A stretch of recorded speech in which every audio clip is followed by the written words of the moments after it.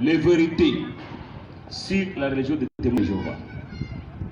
Pour dire que avant de continuer, c'est kwamba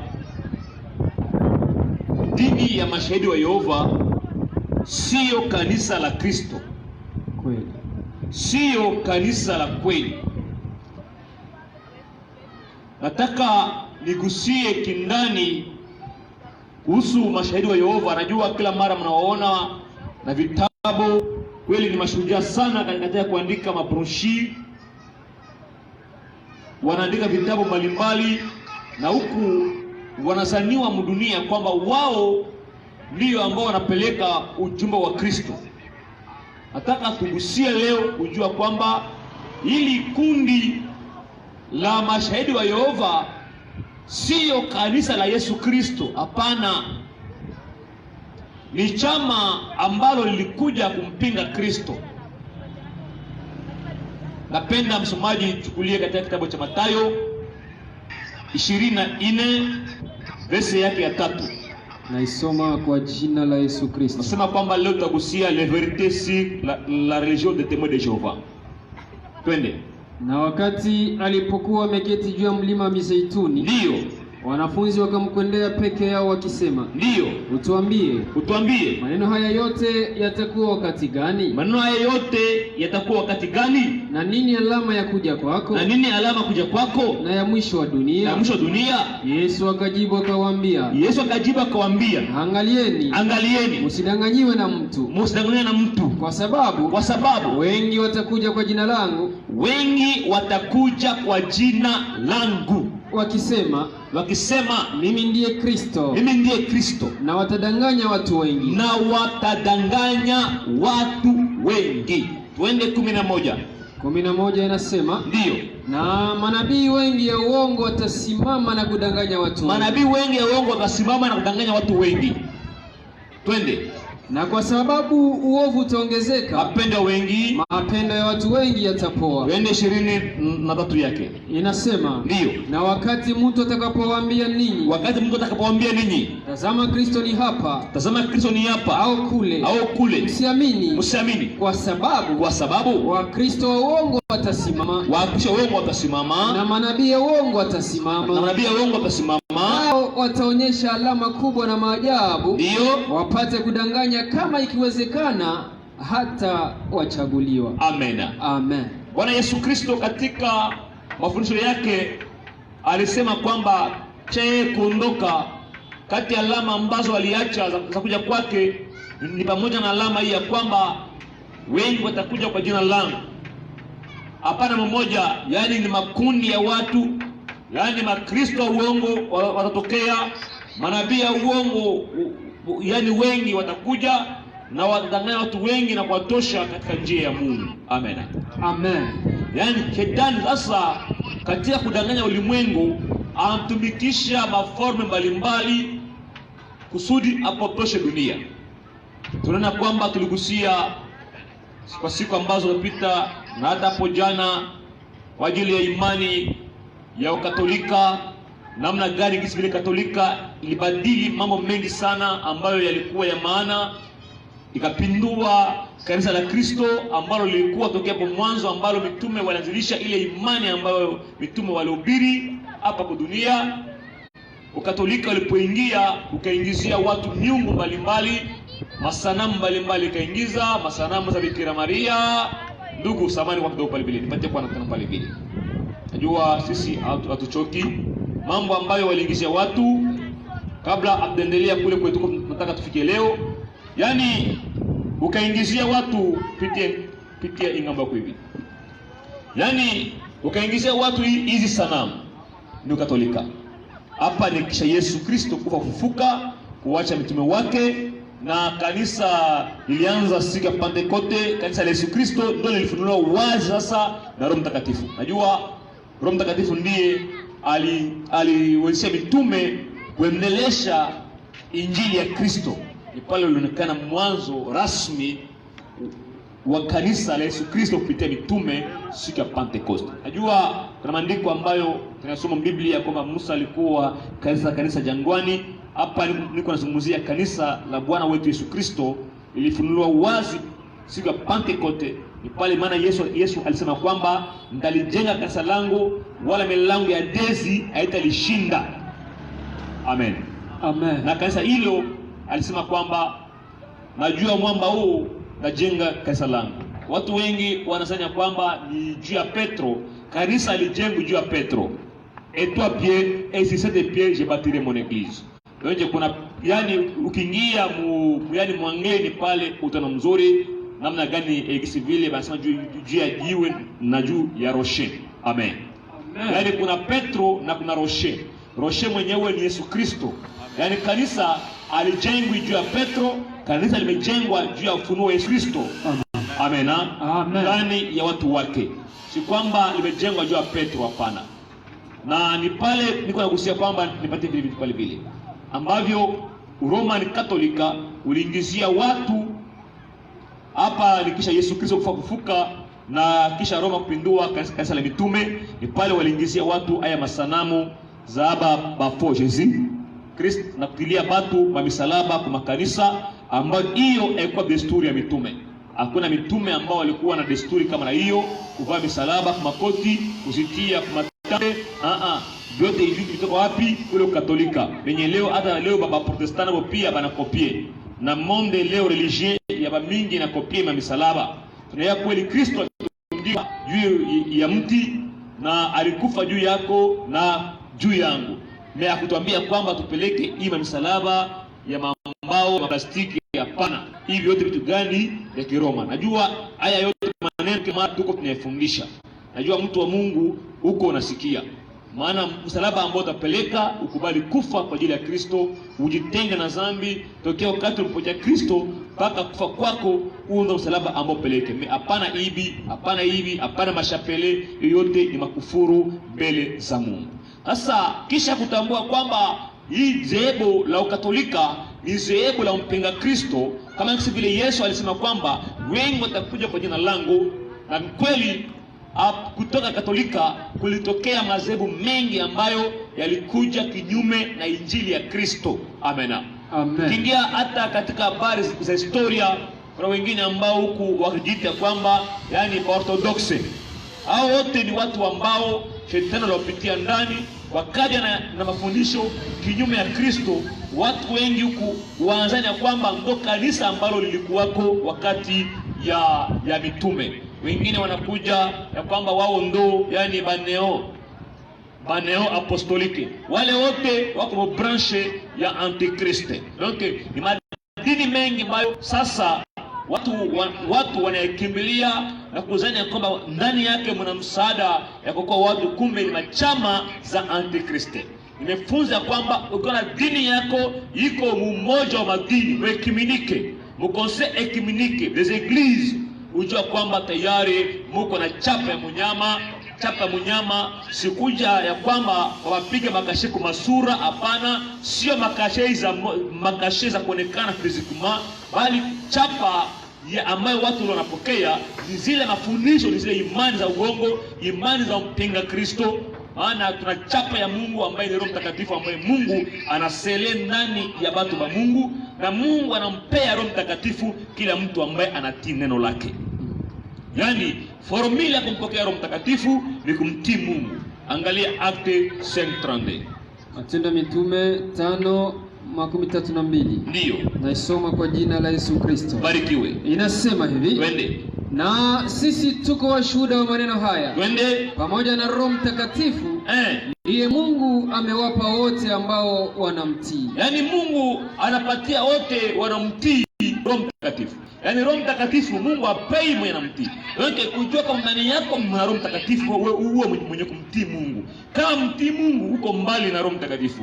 Juu Mungu ni neno. Kama natii neno la Mungu, mara moja wewe ndani yako Roho Mtakatifu lazima aikale ndani yako. Juu unamtii Mungu. Amen. Yani kumtii Mungu ni kutembelea maagizo ya Mungu, kutembelea neno, jinsi vile neno linasema ni vile ufuate. Amen. Amen. Sasa hayo yote ni mambo ambayo tunapitia ndani, mambo ambayo tuliyafundisha, na mpaka sasa hatuchoki tena kuyagusa. Ila leo nataka kuingia kindani juu ya ukweli kuhusu dini ya mashahidi wa Yehova. Je, dini ya mashahidi wa Yehova ni kanisa la Kristo la kweli au ni chama ya mpinga Kristo? Amena. Amen. Unajua kwamba Yesu alisema kwa Mathayo 7:13 anasema nini? 7:13 kitabu cha Mathayo. Ndio. Tunasoma kwa jina la Yesu Kristo. Barikiwe. Naam, inasema hivi. 7:13. Ndio. Ingieni kwa mlango ulio mwembamba. Ndio. Kwani mlango ni mpana na njia ni pana inayokwenda hata upotovu. Twende. Nao ni wengi wanaoingia kwa mlango huu. Twende. Lakini mlango ni mwembamba na njia imesonga inayokwenda hata uzima. Nao ni wachache ambao wanaiona. Shuka pale chini kenzi. Angalieni kwa manabii ya uongo. Angalieni kwa manabii ya uongo wanaokuja kwenu wakivaa mavazi ya kondoo. Lakini kwa ndani wao ni imbwa wakali za mwitu. Shuka hapo. Mtawatambua kwa njia ya matunda yao. Mtawatambua kwa njia ya matunda yao. Amena. Amen. Yaani Bwana Yesu Kristo asema kwamba tutatambua manabii ya uongo kwa njia ya matendo yao. Amena. Amen. Yaani kusudi tujue kwamba ili kundi au mtu au watu ni manabii ya uongo au ni mpinga Kristo, tutawatambua kwa njia ya matendo yao. Amena. Amen. Kwa sababu mpinga Kristo si mmoja, hapana. Roho ya mpinga Kristo ni roho ya maasi ambayo inakaa ndani ya watu wengi. Amena. Amen. Watu wengi wanadhani kwamba upapa ndio mpinga Kristo. Hapana, kila mtu ambaye roho ya maasi inakaa ndani yake, ile roho ya kuasi ambayo inapinga njia ya Mungu, inapinga ukweli wa Mungu, yule mtu ni mpinga Kristo. Amena. Amena. Amena. Amen. Maana hata wakati wa Yohane, ukisoma kwa waraka wa kwanza wa Yohane 1:18 yake inasema hivi. 1:18 waraka wa kwanza Yohane. Twende. Tunaisoma kwa jina la Yesu Kristo. Amen. Inasema hivi. 1:18. Waraka wa kwanza 2:18. 2:18 nasema. Watoto ni wakati wa mwisho. Na kama vile mlivyosikia kwamba mpinga Kristo anakuja. Hata sasa wapinga Kristo ni wengi. Acha pale vile. Amena. Amen. Yaani wapinga Kristo ni wengi, haiko mmoja. Kama utabaki tu unaangalia mmoja ya kwamba papa ndio mpinga Kristo Katolika, ni wengi. Amena. Amen. Ni wengi. Sasa hao wengi tuna kazi ya kutafuta, yaani tupekue maandiko tujue. Maana Yesu alisema kwamba utakapoona tukio la uharibifu linaposimama pale patakatifu, yeye anayesoma fahamu, sio kwenda kusoma shule. Hapana. Amena. Amen. Neno la Mungu, wale ambao wanaelimika kuchunguza na kuelewa ukweli wa Mungu ndio ambao watafahamu. Amena. Amen. Paske kama niko nagusia, je, kanisa dini ya mashahidi wa Yehova ni kanisa la Kristo la kweli au la? Amen. Amen. Sababu tunawakuta wao dunia ya sasa ni wachunguzi sana wa maandiko. Parmi watu ambao wanakesha sana kuchunguza maandiko na wanafunza watoto yao sana maandiko, Batewe Bejova bako ndani. Pia ni mashujaa sana katika kuandika vitabu. Yaani dunia mzima hakuna sehemu inafikia mashahidi wa Yehova kuandika vitabu. Wao ni mashujaa sana wa kuandika vitabu. Tena wanapata sana historia za dunia, yaani kwa makini sana. Haleluya. Sasa leo nataka tuwapekue, tuangalie maandiko, Biblia, namna wanavyoenenda. Je, hilo kundi kweli ni kanisa la Kristo? Jambo la kwanza ujua kwamba ili kundi la mashahidi wa Yehova ni kundi ambalo jipya, ambalo alikuwepo tokea hapo zamani wakati wa mitume wa Yesu Kristo. Amena. Amen. Amena. Amen. Ni kundi ambalo lilianzilishwa kwa mwaka wa 1817. 1870. Amen. Amen. Na bwana ambaye alikuwa akiitwa Charles ni mtu ambaye wa nationality ya Marekani. Alikuwa mchunguzi wa maandiko na pia alisoma Biblia kwa namna ya mwili katika kuchunguza maandiko. Na mule mkuchunguza maandiko kwa akili yake akaona utofauti kwa madhehebu ambayo yalikuwepo, na yeye ikamfanya aanzilishe zehebu tofauti na madhehebu ambayo yalikuwa hiyo wakati. Amen. Amen. Amen. Amen. Si kwamba ni mtu alikuwa inspiré. Kwa difference ya mtu alipekua maandiko na mtu mwenye alikuwa révélé. Amen. Amen. Amen. Amen. Donc huyu Charles alikuwa rechercheur. Ni mtu ambaye alifanya sana uchunguzi sana wa maandiko kielimu.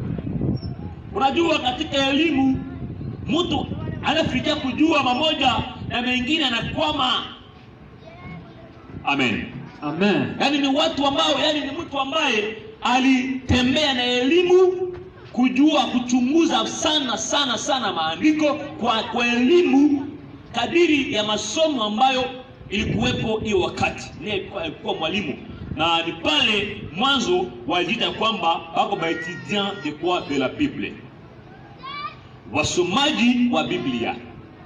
Ndo jina yao ya msingi ya hawa mashahidi wa Yehova, yani wasomaji wa Biblia, les étudiants de la Bible. Huyu bwana ni mtu ambaye amezaliwa mu 1852 na mu 1870 ni pale dini yake alianzilisha ya mashahidi wa Yehova. Sasa ni hapo tuko tunasema, je, hilo dini kweli ilifuata misingi ya Biblia au la? Tunaangalia sasa pointi kubwa ambayo wanasema mashahidi wa Yehova kwamba wao ni zebu ambalo liko Musa 44,000. 44,000. Je, hayo ambayo wanazungumza ni ukweli? Chukua Biblia Ufunuo 7:4. Tunaisoma mjina la Yesu Kristo. Ndio. Nikasikia hesabu yao waliotiwa muhuri katika kila kabila la wana wa Israeli. Ndio. 1114. Ndio. Wa kabila la Yuda. Wa kabila la Yuda 12,000 waliotiwa muhuri. Ndio. Wa kabila la Rubeni 12,000. Ndio. Wa kabila la Gadi 12,000. Ndio. Wa kabila la Aseri 12,000. Ndio. Wa kabila la Nefutali 12,000. Wa kabila la Manase 12,000. Wa kabila la Simeoni 12,000. Wa kabila la Lawi 12,000. Wa kabila la Isakari 12,000. Wa kabila la Zebuloni 12,000. Wa kabila la Yosefu 12,000. Wa kabila la Benyamina 12,000 waliotiwa muhuri. Charles iko pale. Hakuna. Charles ni Mwamerika, ndio mwanzilishi wa hii zehebu gani ya wa Témoins de Jéhovah. Naangalia hii 44,000 iko ni taifa la Israeli, yaani ni watu ambao wanatoka katika taifa la Israeli. Sasa yeye Charles Mwamerika, imani yao ambao wanafunza kwamba wao wako mhesabu ya 44,000. Eski ni kweli? Hiyo kwanza wewe mwenyewe ujibu. Najua ijapokuwa unapenda sana hii zehebu la mashahidi wa Yehova, ile ni uongo ambao waamdanganya dunia kwamba wako mhesabu ya 1,000. Donc Musa 44,000 1,400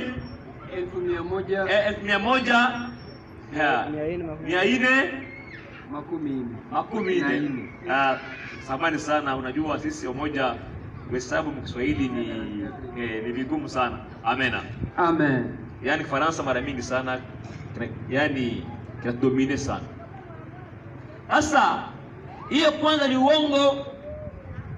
Najua hapa ni kuelimishana, na ikiwa tunasema uongo, kama uko ushahidi wa Yehova, kuja hapa atakupatia muda wa swali lako kuuliza. Amen. Amen. Nagusia pombe lingine la msingi zaidi. Mashahidi wa Yehova najua walifanya ima sana wajundie Biblia yao, wakajitengenezea Biblia yao katika tafuta tradition, wakakataa zingine matradiction za wengine baotere wenyewe bazaga zote, yani utadure Biblia, bakajiletea tradition. Frere Samani nisaidie pale ile hiyo kitabu pale vile. Ni Biblia ambayo wanaita la Bible Tradition du Monde Nouveau, Biblia ya tafsiri ya ulimwengu mpya. Ndio kitabu ambacho wao wanacho ulimwenguni pote, chenye wanafundisha. Je, kitabu hichi ni cha ukweli? Tunapokichunguza ndani, je, ni kitabu kweli kabisa kinachoongoza watu kwenye njia ya kweli? Sababu ndani yake mna maandiko mengi ambayo waliweza kuiondoa ndani. Na kabla sijafika kwenye maandiko ambayo waliondoa ndani, naomba msomaji chukua tu hapa kitabu hichi, utachukua pale na Biblia nyingine, utaangalia kwenye Yohane sura 1 na verse yake ya kwanza.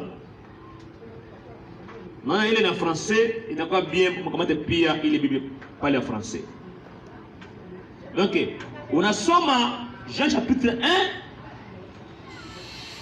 Mouile monde tradition monde nouveau ya Bâtiment de Jéhovah. Kwa hiyo ni Biblia hapo, some Jean chapitre 1 verset 1. Najua kuna watu ambao hapa wako watupata kabisa kwa mkubwa, najua wa Mungu kusikia atasikia. Twende. Naanza na hii Tradition du Monde Nouveau. Ndio. Inasema hivi. Au commencement était la parole. Au commencement était la parole. Et la parole était avec Dieu. Et la parole était avec Dieu. Et la parole était un Dieu.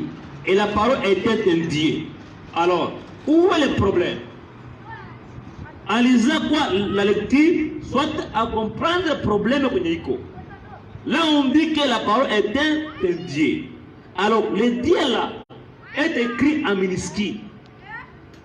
Est un Dieu. Donc, il est Dieu. Lisez d'abord la Bible ce matin. Inasema, au commencement était la parole. Au commencement était la parole. Et la parole était avec Dieu. Et la parole était avec Dieu. Et la parole était Dieu. Et la parole était Dieu. Alors, est-ce que différence est quelque part le vile? Pale nako banandika Dieu minuscule, Dieu majuscule. Hapa ni majuscule, hii ni minuscule. Minuscule mu Bible gani? Minuscule mu Tradition du Monde Nouveau, yani Bible ya Témoins de Jéhovah. Ule parole banamtia minuscule. Alors, et Bible anatemea que la parole était Dieu. Neno ni Mungu. Na ule parole ambaye ni Mungu alifanyika mwili. Amen. Amen. Si kama hapa kuna watu ambao wanafuata mzuri, wanaelewa mzuri.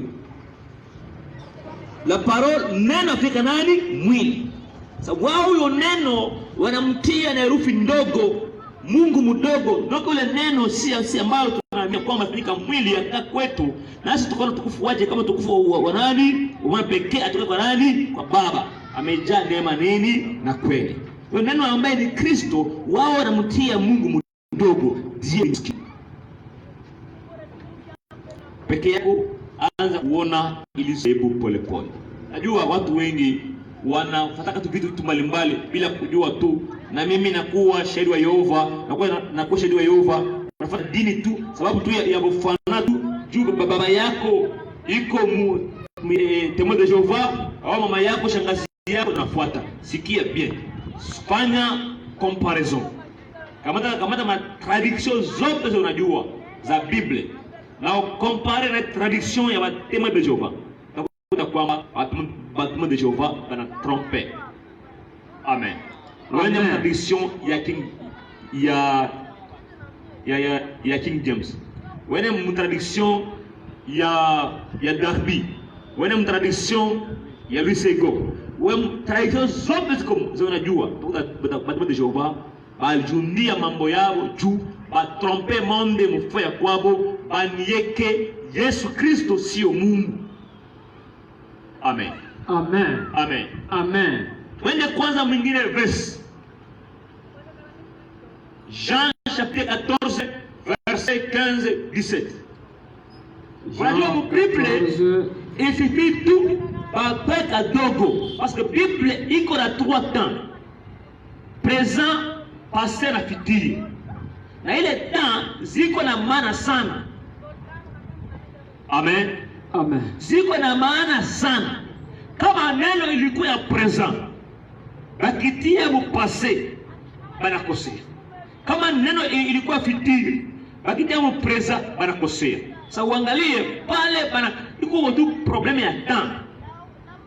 Soma Biblia ya traduction ya Monde Nouveau. Inasema hivi. Ndio. Jean 14:15. 17. Surtout verset 17. Tunaanza na 15. Ndio. Si vous m'aimez, ndio, vous obéirez à mes commandements. Kama ukinipenda mtatii amri zangu. Et moi, na mimi, je demanderai au Père natuma Baba de vous donner un autre assistant, utapatia mwingine msaidizi, pour qu'il soit avec vous pour toujours. Akuwe nanyi hata milele. L'esprit de la vérité, Roho wa kweli, que le monde ne peut pas recevoir, dunia haiwezi kumpokea, parce qu'il ne voit pas, dunia imuoni, parce qu'il ne les voit pas, ndio, et ne les connaît pas. na yemjui. Vous le connaissez, Ninyi mnamjua, parce qu'il reste avec vous, anakaa pamoja nanyi, et qu'il est en vous. na iko ndani yenu. Amen. Amen. Najua hii écriture watu wanasema mais hawezi comprendre, mais uko tu participation à temps. Esprit de vérité, roho kweli iko pamoja nanyi, naye iko ndani yenu. Ile iko ndani yenu mwile temps banakosea. Parce que soma pale sawa uangalie kisivile Biblia inasema ingine traduction. Inasema hivi. Ndio. 14:15. Si vous m'aimez, kama nipenda, gardez mes commandements. Ndio. Et moi, je prierai le Père, et il vous donnera un autre consolateur, Ndio, afin qu'il demeure éternellement avec vous.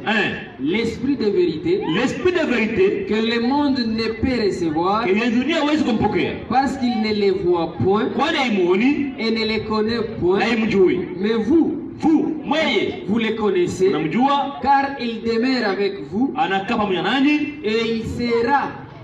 et il sera en vous. Donc hapa kuko deux problèmes. Donc yani kuko problème. Le problème ya temps. Amen. Amen. Problème iko hapa hivi ni nini ya temps? Pour les témoins de Jéhovah, par lesquels l'esprit est en vous. Mais moi moment esprit de Dieu, le Saint-Esprit n'était pas dans les apôtres.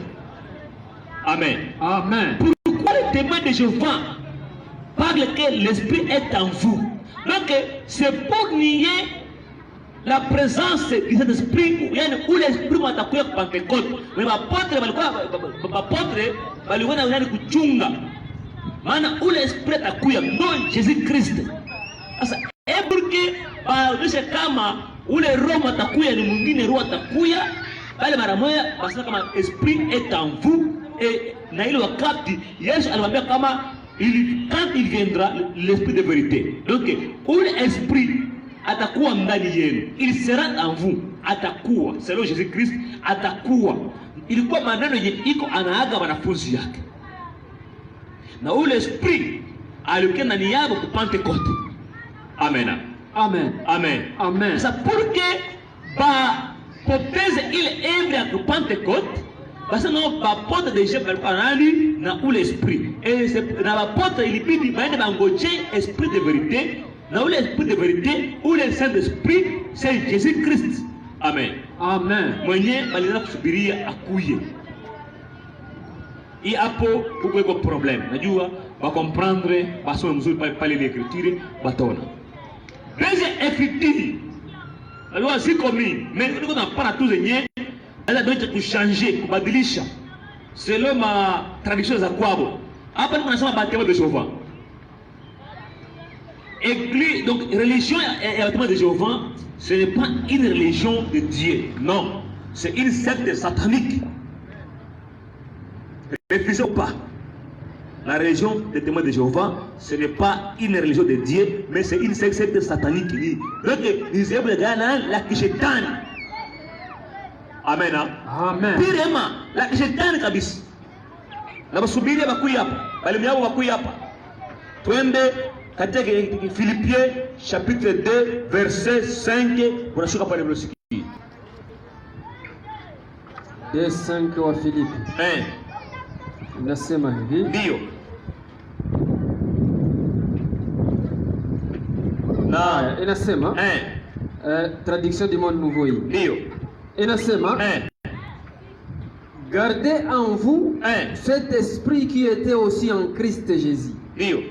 Lui qui, bien qu'il ait la forme de Dieu, n'a pas songé à une usurpation, c'est-à-dire à être égal à Dieu. Fata mzuri.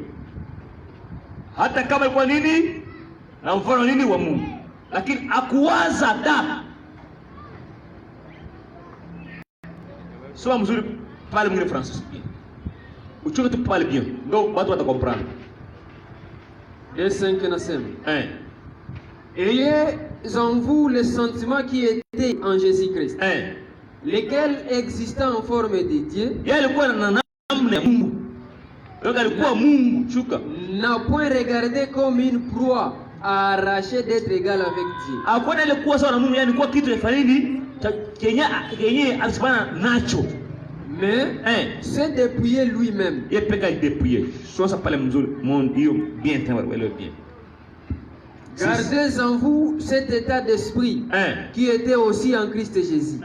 Lui qui, bien qu'il ait la forme de Dieu, n'a pas songé à une usurpation. Usurpation c'est quoi? Kunyang'anya nafasi ya mtu ili kwamba wao ikamate. So mzuri pale baba peka définir. N'a pas songé à une usurpation. C'est-à-dire à être égal à Dieu. Pour dire que kenye bâtiment de Jéhovah va comprendre il y a égalité entre Jésus-Christ et Dieu. Et bon, Jésus-Christ ne peut être égal à Dieu. Amen. Amen. Donc pour montrer que Jésus-Christ, il est comme nous. Et pourtant, la Bible parle pas de comme yeye alifanya kuwa ana utukufu. Unafuata? Ndio. Hakuna ile kuwa sawa na Mungu kwa nini kitu cha kushikamana nacho. Amen. Amen. Sasa ni pale angalia kwa Jean 10:30. Jean 10:30. Inasema hivi. Ndio. Jean 10:30 inasema. Ndio. Naam inasema. Moi et le Père nous sommes un. Mimi na baba yangu ni huyu mmoja. Il n'y a pas de. Jésus enseigne kwamba moi et le Père nous sommes un. C'est-à-dire que hakuna de. Il n'y a pas Père et Jésus-Christ, mais c'est donc ni huyu mmoja. Amen. Amen. Alors bâtiment de Jéhovah ndio bana combattre vile tu yani bafunde dunia kwamba kuko Mungu na kuko Yesu. Asa parmi ma grande erreur zenye bako nazo zingine bâtiment de Jéhovah. Najua kusikia hapa iko nasikia. Wanakataa mtu awezi kaa katika maombi, katika hali ya kufunga na kuomba, wanakuambia pana benye kujene kufunga kwao c'est un problème. Banakatala. Est-ce que Jésus-Christ anatuambia nini? Katika Luc 18:1, soma kwa pale vile kwanza. Luc 18:1. Ndio.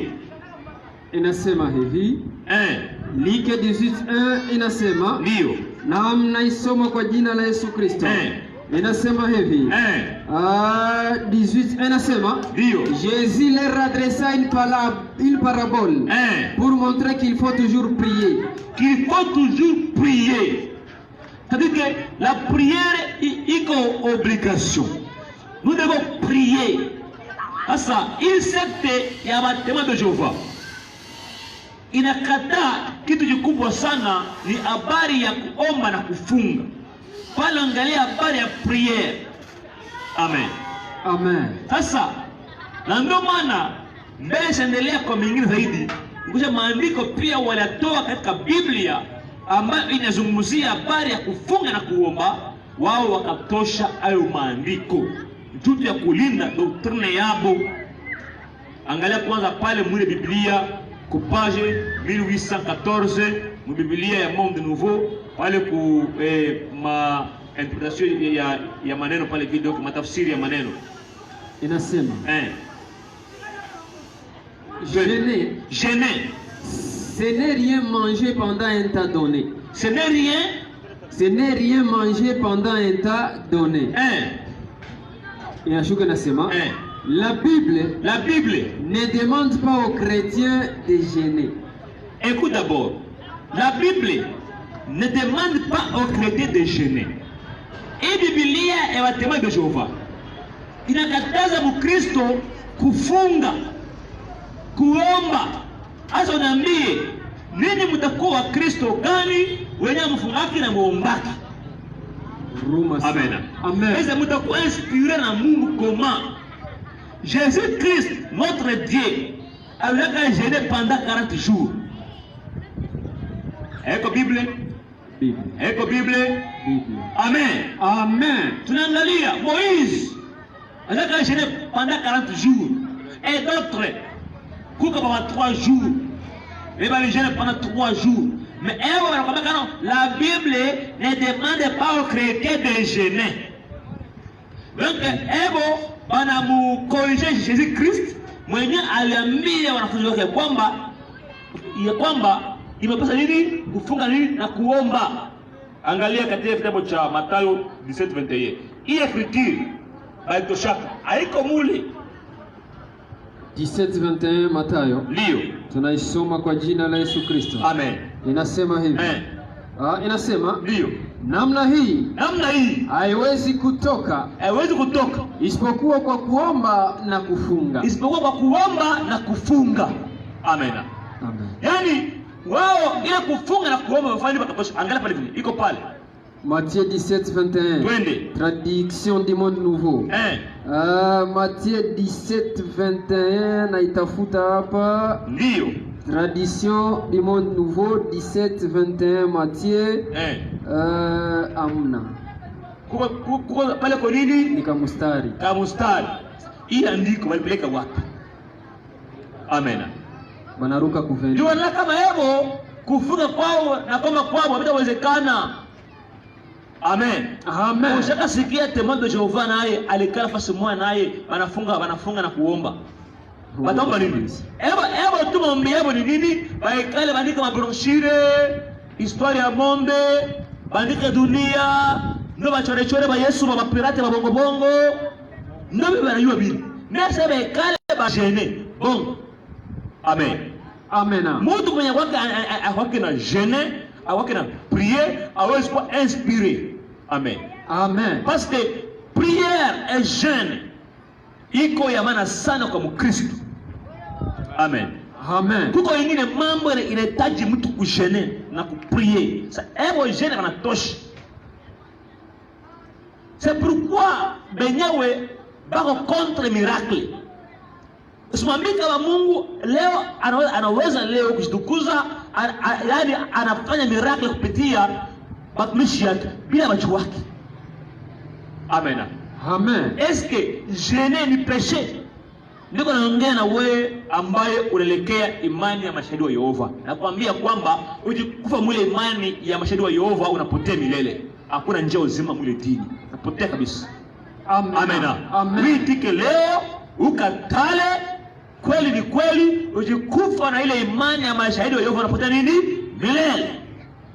Amen. Amen. Amen. Amen. C'est comme si mtu il a payé billet ya 1 million ya Mobutu chaque aspiré. Angaliki na Yehova, ile Yehova alikuwa na jina ya agano la kale. Mais leo iko Jésus Christ. Leo atokolewi kujina gani la Jehova. Leo tuko sauvé à travers le nom de qui? De Jésus Christ. Amen. Amen. Amen. Amen. Munitie wale walimu bote ya watumishi yani de Jehova. Benye mnayua muhimu dini yenu Luvungi. Nayua baka vitabu vyao. Bakuya para vyote bakuya ba défendre foi yao. Amen. Amen. Angalie est-ce que jeûner ni makosa ni mubaya? Angalia est-ce que hakuna ambao tutangulia walikuwa wakifunga na kuomba? Angalia Esther 4:15. Tunaisoma kwa jina la Yesu Kristo. Alafu Esteri akawaomba kurudishia Mordekai jibu. Ndio. kwenda kusanya Wayuda wote walio katika Susani. Ndio. Na mfunge chakula. Na mfunge chakula. Na mfunge chakula. Na mfunge nini? Chakula. Nami vile vile. Nami vile vile. Na vijakazi wangu tutafunga vile vile. Twende. Na hivi nitaingia kwa mfalme isiyo sawa na sheria. Ndio. Na nikikufa ninakufa. Ndio. Basi Mordekai akakwenda zake akafanya yote kama Esteri alivyomwagiza. Amen. Amen. Nini? Bakafunga chakula, bakiomba. Ushagla nakuya ena Amerika anacha badanganya sio ya kufunga bikalake. Na mnaitika vile. Amen. Amen. Amen. Amen. Amen. Amen. Ukuta mtu iko tembo de Jehova, atamsema nani mwanzilishi wa imani yenu? Nasema ni Yehova. Nani kama vile pepo yako ni Charles ni Amerika. Alizaliwa mu 1852.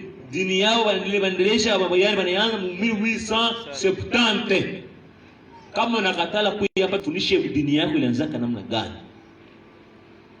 Ndio leo nataka kuambia wao msikumu nafunga. Msikumu naomba.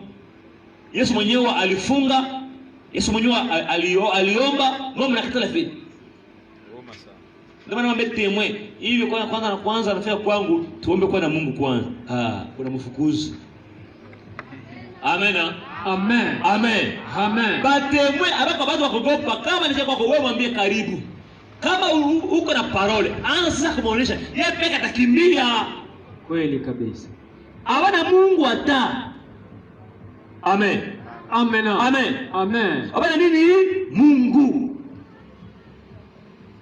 Ushasikia pastor wa Temwe sika barakana na pastor wala tu mtumishi wao asemwa naye aombe mtu mapepo naye ndio bana hiyo vile. Sio bora aende kwa nani kumfumu. Ewa na priere contre. Gisi pape al tromper monde. Donc c'est vile où Charles naye dunia ali tromper. Amen. Amen. Ule Mungu anapinga atakuya hapa. Jeûner ce n'est pas un péché. C'est la parole, c'est l'écriture. Amen. Amen. Angalia mu Biblia yako, angalia Marque 9:29. Marque 9:29. Ndio. Soma pale acha ingine unachunga kuangalia kuna pointi moja pale toshaka. 9:29 Marque inasema hivi. Ndio. Inasema il leur répondit. Ndio. Cette espèce-là ne peut être expulsée que par la prière. Que par quoi? La prière. Amen. Amen. Oui, là, par la prière. On ne refuse pas. Mais, baliacha complément malizi. Amen. Amen. Maintenant, Yesu anasema deux choses. Parce que l'apôtre baliombaka. Mais kutoka na kuko nyingine complement yenye bapisha nini yenye baba vivre nayo soma sange vile hapo siki tuambia kama 10 secondes ndio inasema hivi 9:29 Marque inasema il leur dit cette espèce là ne peut sortir que par la prière. Que par quoi? La prière. Amen. Amen. Hebu kuna na prière ndio kwa kama tipale vile. Sio ni tradition par la prière et quoi? Et les jeunes. Pale Qurani Matthieu 17:21. Amen. Matthieu yenye ina conclure pale tena 17:21. Matthieu 17:21 inasema hivi. Inasema dès lors Jésus commença à faire connaître à ses disciples qu'il fallait qu'il non pas le 16 Matthieu 17:21. Voilà, inasema hivi. Mais cette sorte de démon ne sort que par la prière et par les jeûnes. Que par la prière et quoi? Et les jeûnes. Amen. Parce qu'un chrétien hapaswi kuwa na muda ya kuomba na muda ya kufunga. Amen. Sasa wanataka batoa tufundishe Ukristo gani wao wa mpya tofauti na Ukristo ambao ulikuwa na mitume na manabii, ulikuwa na Yesu Kristo. Wao sasa wakaenda dunia wafundishe wengine Ukristo wa kukauka. Yaani zehebu la watu wa Jehova ni zehebu la kukauka. Donc alina mafuta, alina upako wa Mungu ndani, hakuna kabisa. Amen. Amen. Watu ambao wanakataa miracle. Ase Mungu hawezi kufanya banduku. Muache sema ile kazi shikapita wa mitume. Nani alikwambia vile? Meme Yesu alisema hivi. Angalia Jean 14:12. Jean 14:12 tunaisoma kwa jina la Yesu Kristo. Amen. Inasema hivi. Ndio. 14:12 Yohane. Ndio. Naam. Kweli kweli nawaambia ninyi. Yeye ambaye ananiamini mimi, ananiamini mimi, kazi ninazofanya, kazi mimi nafanya, yeye atazifanya vile vile. Yeye atazifanya vile vile. Amen. Amen. Ile kazi ambazo Yesu alifanya kwa kila anayemwamini kabisa, naye atafanya nini? Vile vile. Na atafanya kazi kubwa kuliko hizi. Atafanya kazi kubwa kuliko nini?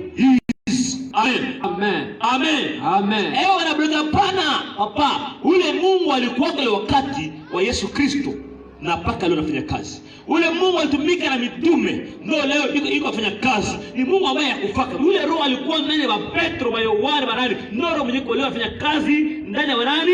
Watumishi yake. Hakuna miracle yenye leo haiwezi kufanyika. Amen. Haleluya. Amen. Haleluya. Amen. Hakuna muujiza ambao leo hawezi nini kufanyika. Wao watemwa de Jehova wanalimite Mungu. Ni antichrist. Kweli kabisa. Antiparole. Kweli kabisa. Marque 16:16. Marque 16:16. Traduction du monde nouveau. Hapana, sio pale tu. 16:16 ni kitabu cha Marko. Tunaisoma kwa jina la Yesu Kristo. Ndio. Nao inasema hivi. Inasema 16:16. Ndio. Anayeamini na kubatizwa ataokolewa. Shuka pale. Asiamini atahukumiwa. Twende. Na alama hizi zitafuatana nao wanaoamini. Kwa jina langu watatokeza pepo. Watasema kwa lugha mpya. Watashika nyoka. Twende. Kama wakikunywa kitu cha kufa hakitawazuru. Asa wao wanakataa, havitawezekana. Amen. Wataweka mikono yao juu ya wagonjwa. Nao watapata afya. Kwa jina la Yesu Kristo simama. Anasema amen. Amen. Amen. Kwa jina nani? La Yesu Kristo. Hebu toka, inatoka. Amen. Amen. Amen. Amen. Amen. Amen. Kwa jina gani? La Yesu Kristo. Imani ya mashahidi wa Yehova yenyewe inakataa vile il fallait que tu wanani wa Petro wanani minakwambia meme aujourd'hui Jésus-Christ ni yule jana leo na hata milele. Hata nini? Milele. Jana leo na hata milele. Angalia Hebreu 13:8. Waebrania 13:8 yake. Wewe uko nafuata dini yenye kwanza iamini kama Mungu anatenda hata leo muujiza, anafanya muujiza, anaponyaka. Ndio maana maombi kwao awe maombi. Kwa baba yake ni serenge tu. Yeye ni akwa shinda. Kama atakwambia sasa usongeze damu. Ndio maana yao damu. Bana minia damu sana kuliko nini? Parole de Dieu. Amen. Amen. Twende. Yesu Kristo ni sawa jana, leo na hata milele. Amen. Amen. Yule Yesu Kristo alikuwako kule zamani na ndio mwenyeko leo ndio atakuwa tena nini? Milele. Giza litenda wakati mitume na manabii na leo anatenda kazi. Haleluya. Amen. Amen. Amen. Ni Mungu anafanya muujiza. Ni Mungu anafanya nini? Maajabu. Nilikwambia hapa juzi ile wakati mtu ambaye Dr. Veko alimwambia wewe basi kufa utakufa tu. Hata bakufanya operation hauwezi kupona. Amen. Amen. Amen. Katika kwa maombi kwa jina la Yesu Kristo, huyo mtu yuko mzima leo. 2011 leo inakuwa 11 ule mtu yuko mzima kupita ndani ya maombi. Amen. Amen. Amen. Na wengine katika injili ambayo tunahubiri, Mungu ashatenda maisha ya kila aina. Amen. Haleluya. Kisha hubiri, mvula inapiga, Mungu mvula anatia paka watu wanashangaa. Hapa juzi hapa mama wakacheka, wanakoma, wale watafunga leo. Naambia upreshe mvula inakatika, watu wanashangaa katika. Amen. Amen. Amen. Amen. Ule Mungu alitenda zamani wakati wa Elia na leo Mungu yuko anatenda. Mungu muujiza. Amen. Amen. Nataka baba mfanye Mungu kwa premature. Huruma. Mabroche mingi wanayaza, mabitao wanayaza. Kumbe bako zero. multiplié par 0. Dini ya mashahidi wa Yehova ni kaburi ya shetani. Huruma sana. Amen. Amena. Ni kaburi nini? Ya shetani. Hakuna kitu ndani. Usitoke chupa na yaanza madese na madese, machora kanyumba mzuri, machora manvio ya bien, machora magari ya mzuri, bamba banadanganya batu. Haleluya. Amen. Hadi leo Mungu anapenda Roho Mtakatifu ya kufaka iko mzima mpaka mwisho wa dunia. Amen milele milele. Amen. Amen. Haleluya. Amen. Unakufa témoin de Jehova, wema ngojea moto. Amen. Amen. Amen. Amen. Notre Dieu est vivant. Amen. Paka leo anafanya kazi. Nakwambia, najua mashahidi wa Yehova hapo wako nasikia. Mtu asifunge. Banduku, sina bulozi banduku. Mtu asifunga. Yesu ndio alifunga. Manabii walifunga. Gênez la Bible, ne demandez pas aux chrétiens de gêner. Vous écrivez sainte. Huruma kabisa. Bible ya batema de Jehova ni Bible ya kuchoma. Kweli. Haiko Bible yenye un chrétien ambaye kwa kule donc iko na confusion donc ndani yake ya mingi waliweza vuruka tu balijengea imani yao. Haiko inspiré. Hii Bible hamna kitu hata. Hakuna hata kitu umpo. Hii haiko vrai Bible. Hii tu jutu ni moja tu hapa jutu nini ya kufunza. Na kama hapa niko na mbili tena nikulunguza mbele yako uone hiki ni bure. Kuchoma. Haiko peshe lunguza kama brochure yote bako na kuchoma hamna kitu. Bana chora sema Yesu mwalimu mkuu. Yesu mwenyewe mwalimu mkuu. Asa abafati wenyewe anafundisha. Huruma kabisa. Amen. Amen. Amen. Amen. Kama uko témoin, sikia tusikimbie. Na hii enregistré. Kama uko na témoin, anataka kwa kunyumba. Uko unaye kumeza, fungula CD yako au video yako. Aanze kufuata. Awe kama ile dini kondani, ni dini ya shetani, ni kaburi shetani. Amen. Amen. Kaburi gani ya shetani? Usoni juu kila siku babashaka vitabu aseme wako nini? Mwinjili. Haiko injili ya uzima. Bako wanapeleka ujumbe wa nani wa shetani. Amen. Amen. Biblia mingi bako navyo merere na merere. Kwa jina la Yesu Kristo magonjwa yanapona. Kwa jina la Yesu Kristo Mungu anaopere miracle ya ajabu. Amen. Wao wanakataa, wanalimite Mungu. Mungu anaombaka bako wanataka kubandika tu témoin de Jehova. Na ukiingia mkazi ya kiroho haiko Mungu wa mbinguni mwenyewe anaombaka. Jina tu Mungu isikudanganye.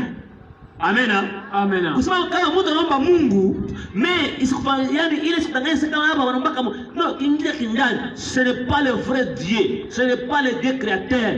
Amen. Amena. Kuwa na jina kuomba Mungu, haiko ndio nini? Yani kwa nini? Kuomba Mungu nini? Wa kweli. Kama si Katolika, basi nao wanaombaka Mungu. Est-ce Mungu wanaombaka ni wa kweli? Hakuna. Bon. Tena allez voir, mtu sasa na si na Katolika wote tunaombaka Mungu mmoja. Bongo. Wote na témoin tunaombaka Mungu bongo. Dieu c'est la parole. Mungu ni neno. Amen. Neno yenye neno ambayo uko nayo ndo neno ambayo Bakatolika bako nayo hata kidogo. Ndo neno ambayo Batima bako nayo. Hapana. Sisi ni kanisa la mashahidi wa Yehova. Nani alikwambia kama mwagano jipya kuna kanisa la mashahidi wa Yehova? Ilitoka wapi? Huruma kabisa. Amen. Amen. Amen. Amen. Amen. Amen. Amen. Amen. Bamitume balitemonya nani? Kristo. Haleluya. Amen. Problème ya kapita ingine bako nayo bako na banakuwa na kipindi ya meza ya Bwana. Ce n'est pas mauvais, c'est la parole. La Sainte Seine dans l'église, c'est la parole. Amen. Amen. Mais des fois ni wapi bako na deux catégories ya batu. Benye banapasha bakule ile meza yabo. Bako na basista na baparticipa. Ndio bako na wenyewe batano wapi mbinguni. Watakuwa mwele 54,000. Ndio wanakulaka nini? Ile meza ya Bwana. Wengine tu bako tu nini bangalie tu. Ibapita kwa macho yao. Sasa bala yenyewe kosa. Nakumbuka siku mwa Uvira nikauliza. Sasa mnaambia huyo mwenye mnajua kwa Uvira mtakuwa msaka saa 44,000 kwanza. Na mimi mjue ni wapi? Oh, iko sasa. Sasa mie kwa nitakuwa kwa nimuone kama iko hapa Luvungi wanambie ndio ile mzee fulani mimi namfuata kwake tamuuliza. Ina kwamba ni kweli mzee. Papa au jene wewe huko muhesabu ya wenyewe uhesabu ya sak 44,000 ya Waisraeli. Juu wendo mwenyewe unakulaka nini? Meza ya Bwana. Est l'église de Dieu. Kuko kategori ya watu bakukula meza Bwana. Amen. Tous les chrétiens ont censé de manger. Wote bashiriki ni pamoja katika kipindi cha Saint.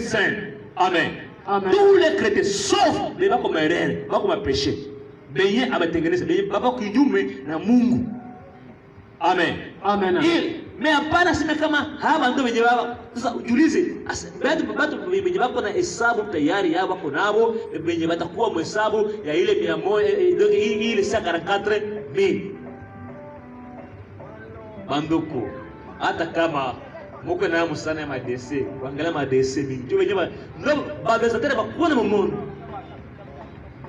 Babezatere bakuna mu monde bakwa nani batemo de Jehova. Amen. Amen. Amen. Amen. Sababu nasikia hapa batemo de Jehova tena sema hivi kwamba ni kaburi ya shetani. Iko ni sala attente ya enfer. Iko ni jumba ambayo inakusanya watu wakwenda wapi? Kwenye moto ya milele, kwenye jahannam, kwenye ile moto ya milele, kwenye adhabu ya milele. Haleluya. Amen. Haleluya. Amen. Amen. Amen. Amen. Najua hata kufunga masikio, hii mabafu liko nafika hata kule juu uko nasikia. Amen. Amen. Uko nasikia. Ingine problem capital yenye bako na hii erreur mais aussi les protestants témoins de Jéhovah na pia benye kujua kama benye ndio babako mverite mkweli ya Mungu, kumbe ni wenyewe ni waongo, wana croire ku trinité complet catholique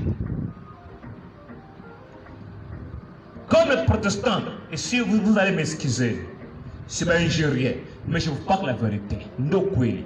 Mashahidi wa Yehova wanaamini utatu sawa na ba protestant, sawa na ba catholique. Bote bako branche moya ya ecuménique. Amen. Amen. Amen. Amen. Wanakoreke kuko Mungu, kuko Yesu, kuko na Roho. Ni vingapi? Vitatu. C'est le vangabe ba témoin de Jéhovah. Pourquoi bana croire vile? Bana na raison, c'est parce que bana jadili Biblia kimwili. Maandiko bana isoma beke mwanalyse ya kibinadamu. Abana inspiration ya Saint-Esprit. Frère et moi, kukubali divinité Yesu Kristo, ce n'est pas facile. Ni mtu paka upige niveau ya Mungu ndani yako akufanya uelewe na zaidi uko inspiré. Moi j'étais un musulman. On me banahubiri juu ya Yesu. Oh, Yesu ni Mungu. Mimi sitasikia. Mais un jour Dieu lui-même m'a révélé. Amen. Amen. Amen. Amen. Ili mie damu yangu hapa natembea na kama Yesu ni Mungu. Nango kumwili yangu na kama Yesu ni Mungu.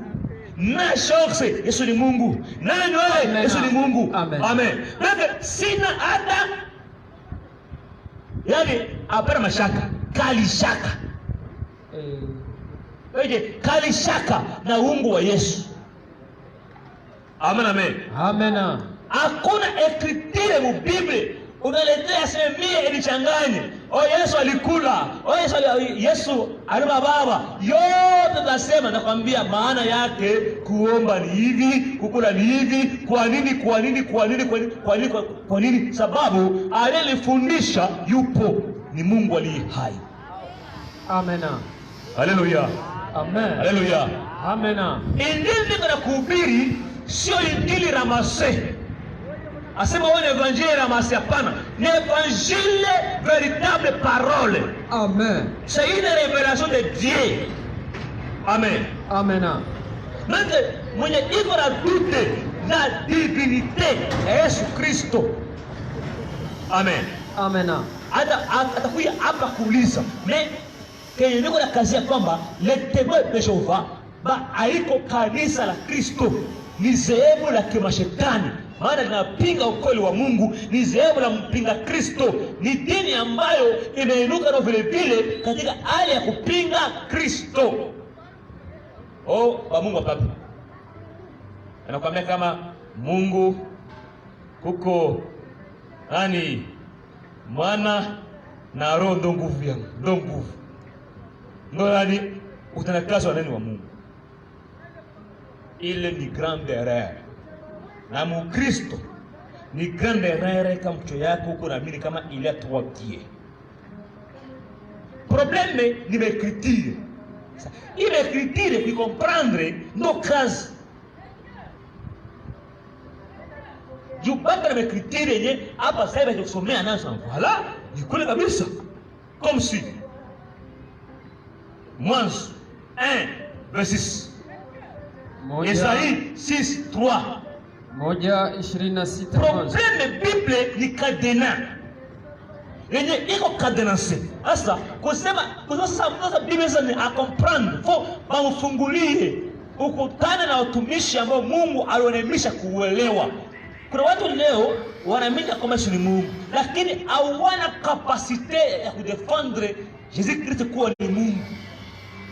Amen. Amen. Sopa vile. Mungu akasema tufanye mtu kwa mfano wetu. Tufanye mtu kwa mfano wetu. Hata pale. Si ndio maandiko ambayo kila mara wanasoma. Tufanye nini? Tufanye mtu kwa nini kwa mfano wetu? Tufanye. Maana yake Mungu ako mmoja, walikuwa wangapi? Watatu. Mungu Baba, Mungu Mwana na Mungu Roho, Utatu Mtakatifu. Ndio ambao jua nini? Abelewe. Amen. Amen. Basi mengine andiko Isaya 6:6. Tunaisoma kwa jina la Yesu Kristo. Inasema kisha mmoja wa maserafi akaruka kwangu. Ndio. Na alikuwa na kaa la moto mkononi mwake. Ndio. Alilotoa na makoleo. Ndio. Toka juu ya madhabahu. Ndio. Akagusa kinywa changu nalo akisema tazama hili limegusa midomo yako. Ndio. Na uovu wako umeondolewa na dhambi yako imesamehewa. Ndio. Kisha nilisikia sauti ya Bwana ikisema mimi nitatuma nani? Nitatuma nani? Na nani atakayekwenda kwa sisi? Nikasema mimi hapa, unitume mimi. Hapo sasa basi naona mbinguni kulikuwa baraza. Mungu akasema nani mtatuma? Ndio Yesu akasema Baba unitume mimi. Na huko waporo wakatumbia baraza kubwa ilikuwa mbinguni. Huruma kabisa. Mungu kauliza ni mtume nani atakaye kwenda kuwaokoa watu na dhambi zao zote. Ndipo Yesu mwenye pendo akasema mimi hapa nitakwenda kuwaokoa watu wangu na dhambi zao. Sema mbinguni kwa nini baraza kubwa? Eske ni kweli? Huruma kabisa. Haleluya. Amen. Sasa pata kwa taratibu. Najua uko na dini lako, lakini sikia. Sisi hapa ni wajumbe. Tuko ba message. Tuko tunapita. Wewe sikia neno. Hata siku ya jema itakuhukumu. Amen. Amen. Leo tuko hapa, kesho tuko kwenye nafasi, kesho tuko kwenye nafasi, wewe sikia neno itakusaidia. Créons l'homme à notre image. Tuumbe mtu kwa mfano wetu. Je, Mungu hapa alikuwa na wanani? Jua aliongea tu. Créons. Troisième personne dit donc première personne dit pluriel. Eko vile basomi? Amen. Amen. Nous créons. Si kwa wingi? Ba wingi? Amen. Avant création de l'homme, Mungu alitangulia kuumba jeshi la mbingu. Jeshi la mbingu tunaongea ni ensemble ya malaika wote wenye Mungu aliumba. Amen. Amen. Amen. Amen. Maana malaika akuumbiwa kisha wanadamu. Malaika wao watangulia kuumbiwa. Amen. Amen. Na wakati Mungu alipoumba mwanadamu, alimuumba mu presence ya malaika. Satan alikuwa pale. Amen. Gabriel alikuwa pale. Mikael alikuwa pale. Baanje bote walikuwa wapi? Pale. Mungu anasema sasa dunia tayari yote liko, sasa kuna kosa gera wa monde. Mungu akasema hivyo kwamba créer l'homme à notre image, tumbe mtu kwa mfano wetu. Amen. Amen. Sasa kwa kuumba, Mungu akuumba nao. Mungu kaumba mwenyewe. Shuka pale chini. Inasema ndio inakuwa 27 yake. Mungu akaumba mtu. Mungu akaumba mtu kwa mfano wake mwenyewe. Kwa mfano wake mwenyewe. Kwa mfano wa Mungu akamuumba. Kwa mfano wa Mungu akamuumba. Mume na mke akawaumba. Amen. Amen. Amen. Amen. Amen. Amen. Hapa sasa kwa kuumba Mungu akaumba mwenyewe, akaumba na malaika. Malaika waliona, shetani aliona. Ndio shetani anajua faiblesse yako. Amen. Amen. Shetani wakati tuliumba wanadamu alikuwa pale vile aliona mwanadamu anaumbiwa. Na ndio kiumbe ambacho kenye kiliabudu Mungu. Yaani mbinguni kulikuwa malaika, duniani mwanadamu. Shetani naye pia alipenda hata mwanadamu na kanuni ya mabudu. Kutafuta Mungu, nijua kala Mungu anapatia mtu hii dunia yote mzima ishere. Kama for yeye akuwe Mungu, juu mwanadamu amwabudu. Na ndio maana shetani alipokuwa dunia, lengo lake alitaka kila mwanadamu amwabudu shetani. Ndio msho iko nayo. Sio wote, watu wote kufanya nini? Kuabudu shetani. Ni mtu ambaye alipenda kuabudiwa tokea wapi? Huko mbinguni. Amen. Amen. Amen. Amen. Ndio maana leo Kenya analiaka kitu vyote. Yeye anapenda kuabudiwa. Kuabudiwa. Ndio anapendaka. Hawa barua bote presque tous les rois du monde. Bako adorateur ba Satan. Amen. Alors, président presque tous les présidents, ce sont des freemasons. Batu banagusa madawa, mapepo mashetani. Bako bulaguza. Mbele atenda fasi kwa na bamlaguzie. Niende nisiendi. Amen. Amen. Amen. Amen. Ubasa barabaka abakomvya Mungu. Mungu ni frat. Mungu ni nini? Ni frat kwao. Barabaka Mungu. C'est pourquoi un serviteur de Dieu hawezi kuwa politicien. Ukiwa pasteur politicien ameanguka. Kweli kabisa. Amen. Amen. Na kama uko naingia mudini, pastor wako shaka politicien toka. Atakutia andiko, Daniele, amuletea maandiko, Joseph, bale balipata ni mapromotion. Ile ilikuwa ni makusudi ya Mungu kuwatia pale. Kulikuwa lengo za Mungu kuwatia pale. Na ndio maana ukiangalia wakati sheria ziliduka za serikali, Daniel alikatala, mimi sitaabudu nani? Mzangu nani? Mwanadamu. Mungu peke yake. Akuangalia kazi yake. Leba leo banakalaka vile bora kafuranga ingijenga barabara yetu hapa hivi, yeye ite mtumbu yake mwangamie. Yeye vile ajali. Amen. Amen. Daniel alisema mimi siwezi kukosea Mungu. Iko tofauti na leo. Kanisa yenye pastor iko politicien toka. Maana si atuitwa tukoba mapolitisia wa dunia, tuliitwa tupreshe Yesu Kristo. Amen. Amen. Popike tuko nayo, tuhubiri neno la uzima, kila mtu alisikie, wakolewe, wakumoto nendo wapi? Kumoto. Amen. Amen. Amen. Amen. Amen. Amen. Yesu Kristo anastahili sana. Sasa niko naonesha hii defo ya Trinité yenye kwa ile monde. Y compris bâtiment de Jéhovah bako na hii defo ya Trinité kwa wale wa Mungu. Sasa ndio maana nilipata andiko ya Mwanzo 1:6 yenye banakamatia ya kwamba Mungu kasema kwamba tuumbe mtu kwa mfano wetu. Maana yake kwa wangapi? Batatu sema wenyewe. selo gisi vile tumpendwa hapa niko na kuonesha ya kwamba Mungu purika afikie kumba wanadamu malaika watangula nini kuumbiwa na wanadamu aliumbiwa mpaka sasa ya nani ya malaika.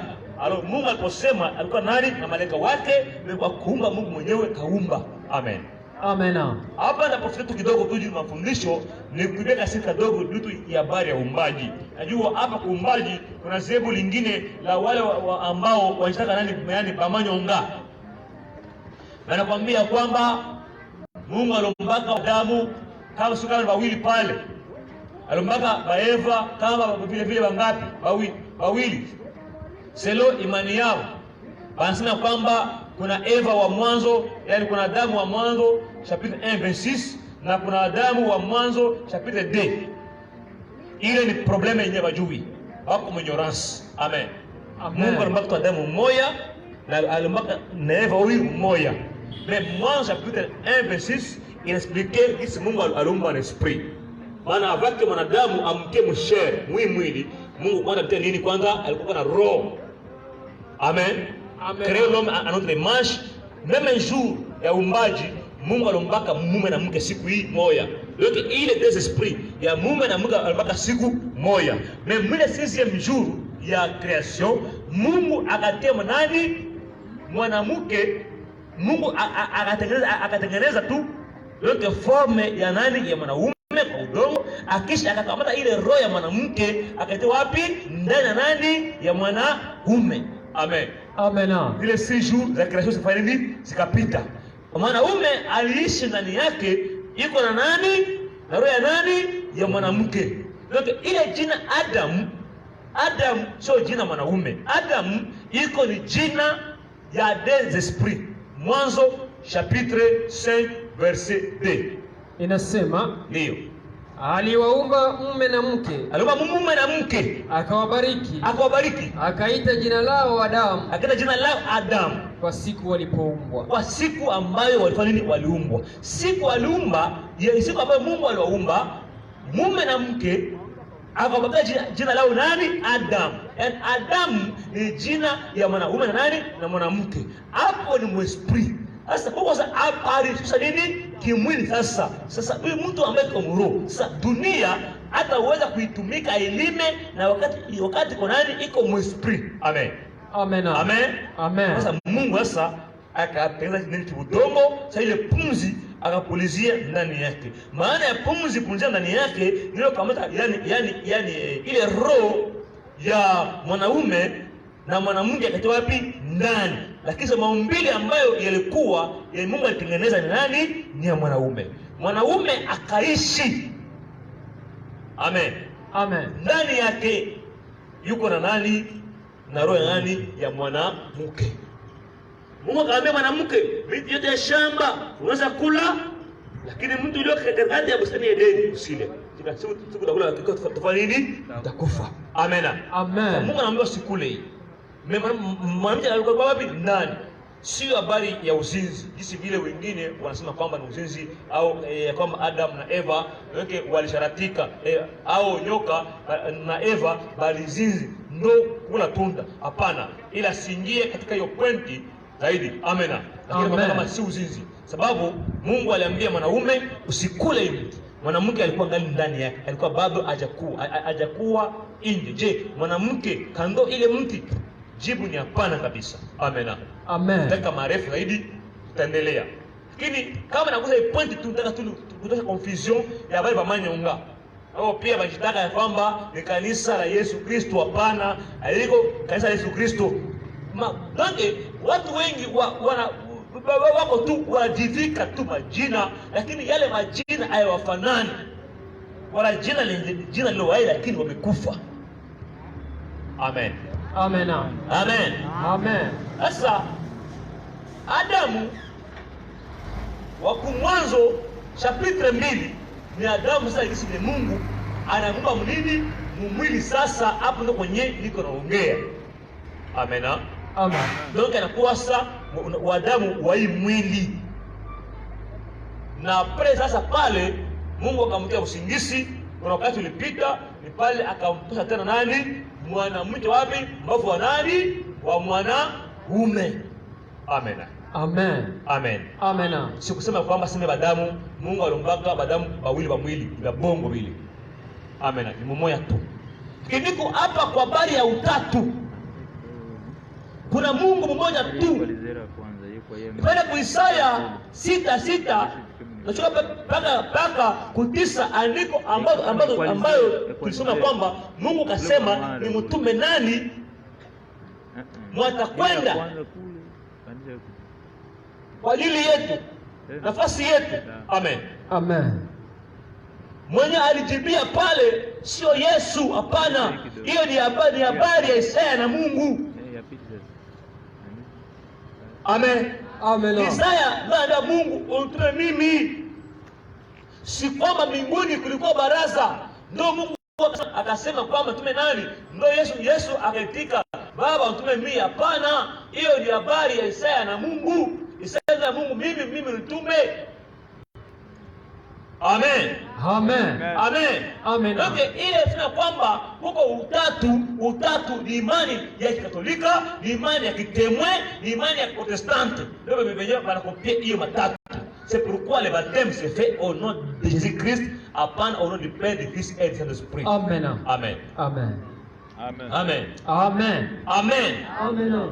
Parce que Biblia mzima angalia sasa je, hiyo Biblia kwanza yenyewe ya Mungu. Kwa pende kwanza banaongea Biblia mzuri, ingine fasi banajivuruga. Angalia kwa mule mfrancais kwanza 35 Esaïe 3:80.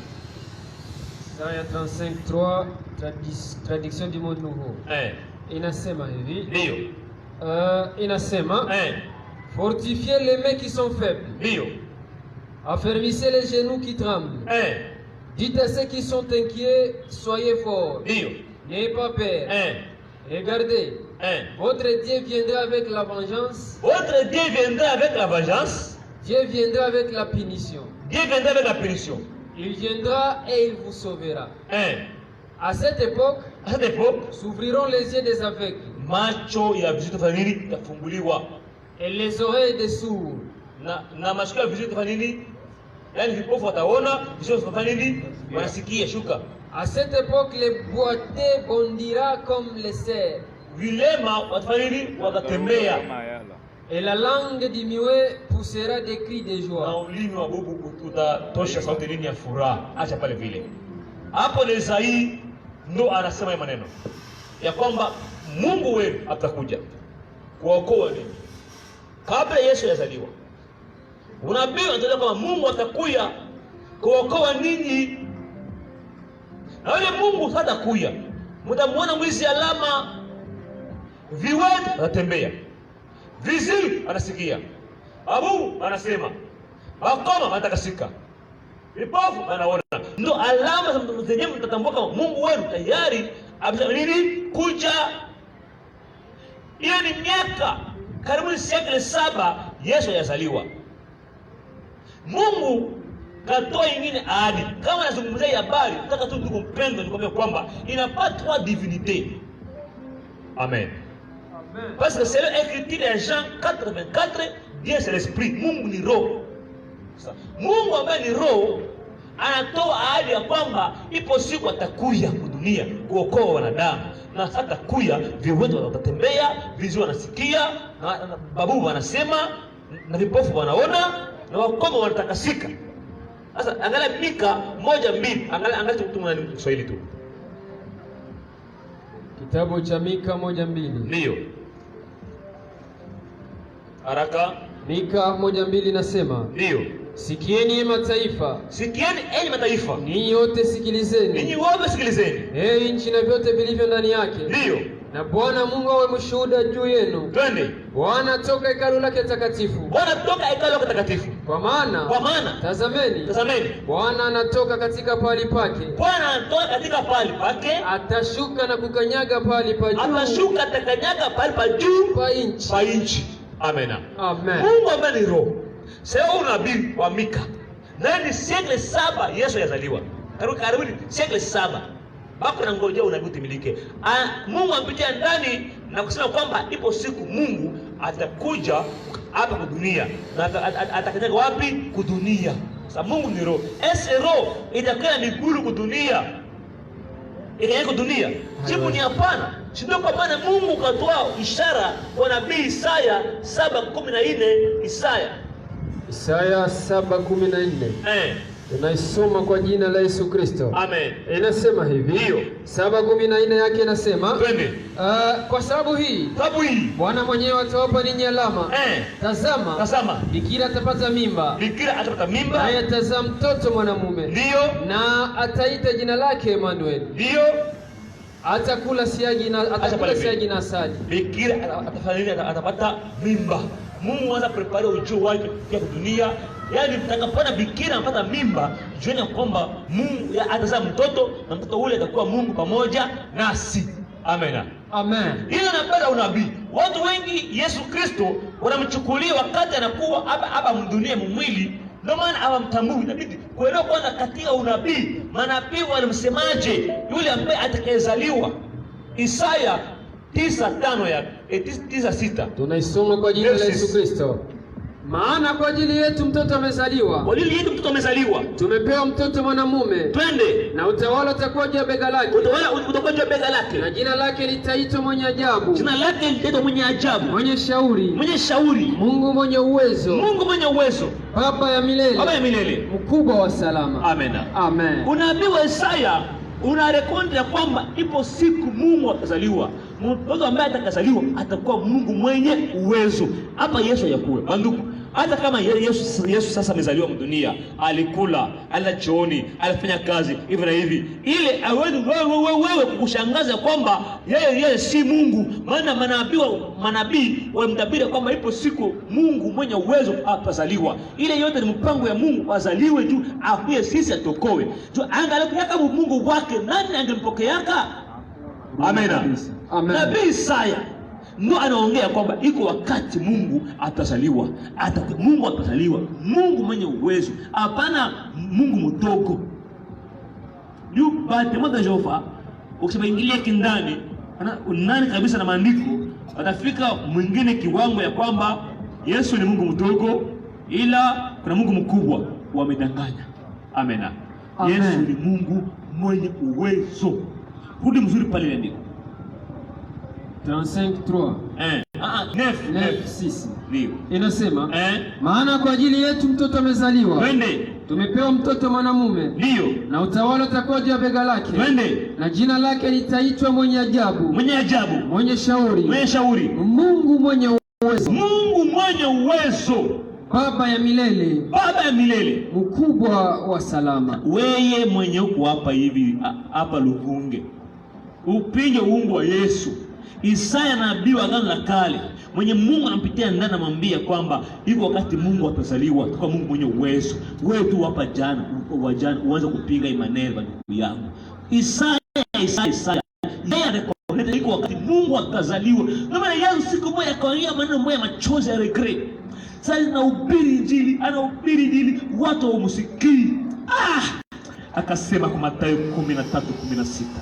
13:16. Maneno nzuri anasema ya regret sana. Inasema 13:16. Ndio. Inasema lakini heri macho yenu kwa sababu yanaona, na masikio yenu kwa sababu yanasikia. Kwa maana kweli ninawaambia ninyi, manabii wengi na watu wenye haki walitamani kuona maneno ninyi mnayaona, nao hawakuyaona, na kusikia maneno ninyi mnayosikia, nao hawakuyasikia. Amen. Yaani Yesu kwa nini ameongea maneno aseme manabii wengi na watu wengi wenye haki walitamani kuyaona haya maneno ninyi mnayaona, lakini hawakuyaona, na kuyasikia haya ninyi ambao mnasikia nao hawakuyasikia. Yaani manabii wa Agano la Kale walikuwa na hamu sana waone kisi Mungu atazaliwa. Si maajabu hiyo? Amen. Maana Mungu anawaambia kwamba iko wakati Mungu atazaliwa. Sasa walikuwa na hamu nao pia waone Mungu atazaliwa. Sasa bahati mbaya juu mwanadamu haingishi miaka 700. Amen. Hiyo wakati ile walikuwa na hamu kubwa sana, wakina Isaya, wakina Mika na wengine wote salika waone kisi Mungu atazaliwa. Amena. Kweli ni mshangao. Mungu atazaliwaje? Yaani ahadi ya Mungu shedi timiliki sana. Bahati mbaya walikufa bila kufikia hizo ahadi. Haleluya. Amen. Haleluya. Amen. Haleluya. Amen.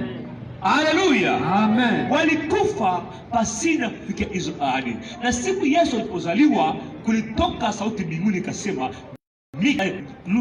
Luka 2:10 yake. 2:10 Luka.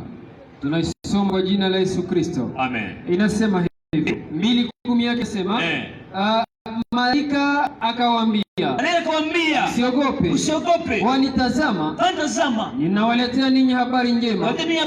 Ya furaha kubwa. Itakayokuwa kwa watu wote. Kwa sababu leo amezaliwa kwenu katika mji wa Daudi Mwokozi. Ndiye Kristo Bwana. Maana Bwana ndo nani? Angalia 118 na 127 Zaburi. 118 na 118 na 27 Zaburi. 118 na 27 Zaburi. Ndio. Inasema hivi. Ndio. 118 na 27 inasema, Bwana ni Mungu. Bwana ni nani? Ni Mungu. Amen. Amen. Na jibu la malaika ya kwamba leo pamezaliwa katika mji wa Daudi Mwokozi, yani Kristo Bwana, yani Kristo Mungu. Amena. Amena. Amena. Amena. Yani Kristo Mungu ndiye amezaliwa. Yani ule unabii ulisemekana zamani leo umetimilika. Haleluya. Amen. Ndugu mpendwa, hakuna Mungu na Yesu ni mtu mmoja. Sina kama kuko roho na kuko baba na kuko kama nani mwana, pana, ni mmoja tu. Ila Mungu alitumika kwa njia tatu: ya Baba, ya Mwana, ya Roho. Amena. Ni mfano jinsi hivi rais wetu ambaye alitoka Joseph Kabila alikuwa raia, akawa askari, akawa rais. Amen. Amen. Jina lake nani? Ni Kabila. Amen. Joseph Kabila. Amen. Alikuwa raia, akawa askari, akawa nani? Rais. Amena. Amen. Je, jina yake ni rais? Hapana. Jina yake ni askari? Hapana. Jina yake ni raia? Sina jina lake? Ndio. Biblia na Mungu wa mbinguni ana jina lake, haitwa Baba. Ni Agano la Kale, kabla ajaja ulimwenguni kukomboa mwanadamu. Alipokuja hapa duniani akafanyika mwana. Amen. Amena. Na alipokuwa akafufuka akafanya nani? Roho Mtakatifu. Ni pale akatosha ahadi akasema kwamba nitakuwa nanyi mpaka mwisho wa dunia. Tokea manabii wote wapo, kwa nabii ashakapana ahadi ya kwamba atakuwa na sie mpaka mwisho wa dunia. Nabii gani aliongea hivyo? Amena. Amen. Biblia mzima. Je, kuna nafasi Musa alisema kwamba nitakuwa nanyi mpaka mwisho wa dunia? Ipo? Hakuna. Kuna nafasi Ibrahimu? Hakuna. Kuna nafasi Isaya? Hakuna. Kuna nafasi Yeremia? Kuna nafasi Naumu? Kuna nafasi Danieli? Hakuna. Yesu peke yake tu alisema atakuwa na sisi mpaka mwisho wa dunia.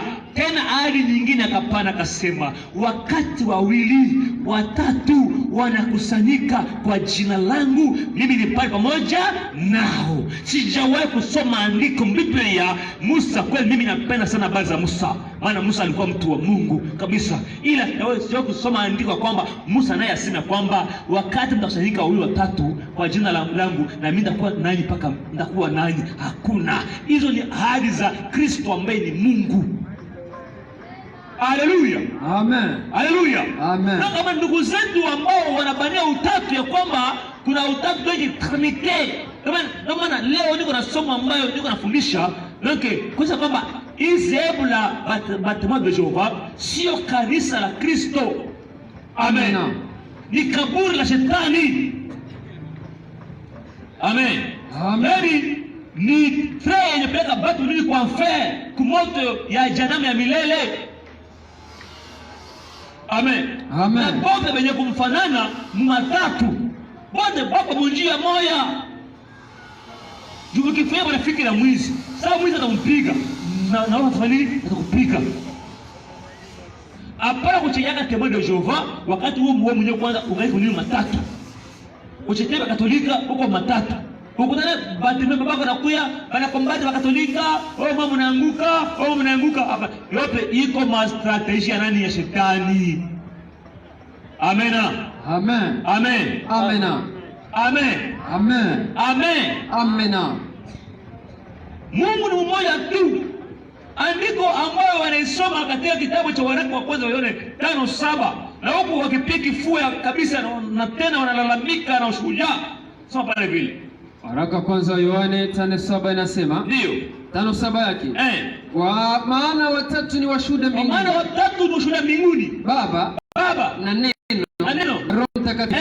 Na watatu hawa ni umoja. Lakini bandugu yangu, hata kama bila kwanza kuna dimension spirituelle, hata maandiko kwanza yenyewe iko wazi. Na watatu hao ni nini? Ni umoja. Watatu ni umoja. Watatu ni umoja. Ni nani? Ni umoja. Amen. Amena. Ndio awaka watatu. Ile tatu iko utenda kazi wa Mungu, ni kazi ya Mungu apitia ndani. Iko ma fonctions ya Mungu alitenda. Fonction ya Père, fonction ya Fils, fonction ya Saint-Esprit. Jina lake Mungu makaro jipya ni Yesu Kristo. Haleluya. Amen. Ndio Yesu akasema ya kwamba kwa Yohane 17:6 yake. 17:6 kitabu cha Yohane. Ndio. Tunasoma kwa jina la Yesu Kristo. Amen. Inasema hivi. Nilionyesha jina lako kwa watu wale ambao ulinipa katika dunia. Yesu anasema kwamba nilionyesha jina lako kwa watu wale ambao ulinipa katika dunia. Nilionyesha jina lako. Hapa fata mzuri. Najua mliwezea sana kwa masomo kutumika, yani filosofia ya masomo. Amen. Mkakuwa background penseur. Sasa hii neno la Mungu ya kwamba nilionyesha jina lako kwa watu wako ulionipatia katika dunia. Yaani Yesu alionyesha jina ya Mungu hapa kwa dunia. Sasa angalia Biblia mzima, wapi Yesu jina ya Mungu kwa dunia akaionyesha. Amen. Amen. Amen. Amen. Jina nilionyesha jina lako. Angalia Mathayo 6:9 Mathayo. Ndio. Tunasoma kwa jina la Yesu Kristo. Amen. Inasema hivi. 6:9 nasema. Ndio. Basi. Ombeni hivi. Ndio. Baba yetu uliye mbinguni. Baba yetu uliye mbinguni. Jina lako litukuzwe. Jina lako litukuzwe. Amen. Amen. Ombeni hivi. Baba yetu uliye wapi? Mbinguni. Jina lako litukuzwe. Jina gani litukuzwe? Amen. Amen. Yesu anasema kwamba nilionyesha jina lako kwa watu wako ambao ulionipatia katika dunia. Nilionyesha, yani anataka nini? Kuonyesha jina. Sasa someni Mathayo mpaka Ufunuo, jina gani lenye Yesu alionyesha hapa kwa dunia? Na Mungu ni jina gani? Hiyo tu kwanza itakusaidia uelewe. Amen. Amen. Sasa probleme maneno ya Mungu usenake nayo mwakili ya kibinadamu. Maana ni mambo ya ufunuo. Sasa jina lenye Yesu alionyesha dunia sasa ni jina gani? Yesu. Jina la Mungu gani lenye dunia ulionyeshaka? Twende Yohane 14:13 yake. 14:13. Yohane 14:13. Tunaisoma kwa jina la Yesu Kristo. Amen. Inasema hivi. Na tena nakomba wakili yako ubaki na hii neno kwamba jina lako litukuzwe. Jina gani litukuzwe? Twende. Na mkiomba lolote kwa jina langu. Na mkiomba lolote kwa jina langu nitalifanya. Ngojea pale. Nilionyesha jina lako kwa watu wako ulionipa katika dunia. Amen. Amen. Yesu sasa hapa anamwambia nani? Wanafunzi yake, mkiomba lolote kwa jina langu tafanya nini? Nitalifanya. Jina nani? La Yesu. Shika pale chini. Baba atukuzwe ndani ya Mwana. Twende. Kama mkiomba neno gani? Kama neno gani? Kwa jina langu. Kwa jina langu nitalifanya. Kwa jina nani? La Yesu Kristo. Jina nani? La Yesu Kristo. Amen. Amen. Turudi yani mneno. Nilionyesha jina lako kwa watu wako ulionipa katika dunia. Na mkiomba lolote kwa jina langu tafanya ndalifanya. Najua wakili hapa anaanza kuelewa. Amena. Amen. Jina ambalo Yesu Kristo alionyesha hapa dunia. Angalia 16:24. Yohane inasema, ndio naisoma kwa jina la Yesu Kristo. Amena. Mpaka leo hamkuomba neno kwa jina langu. Hamkuomba neno kwa jina langu. Muombe na mtapata, furaha yenu itimizwe. Amen, amen. Mpaka leo muombe kwa nini? Kwa jina langu. Mpaka furaha nifanye itimizwe. Ndio mtoche mashaka. Mpaka leo muanze kuomba. Aenda baadaye muanze kuomba, niko wapi? Iko kudunia.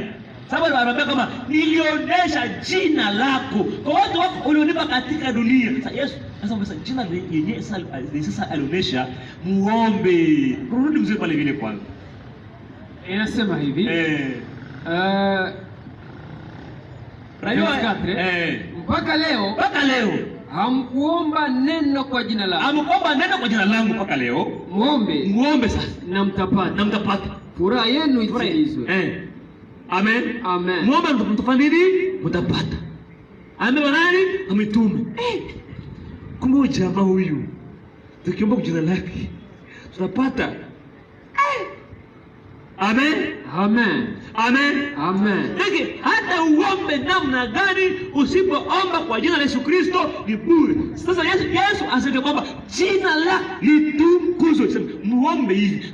Ni mwalimu mwenye yuko anafundisha kwa wanafunzi yake. Mnaposali ombeni hivi: Baba yetu uliye mbinguni.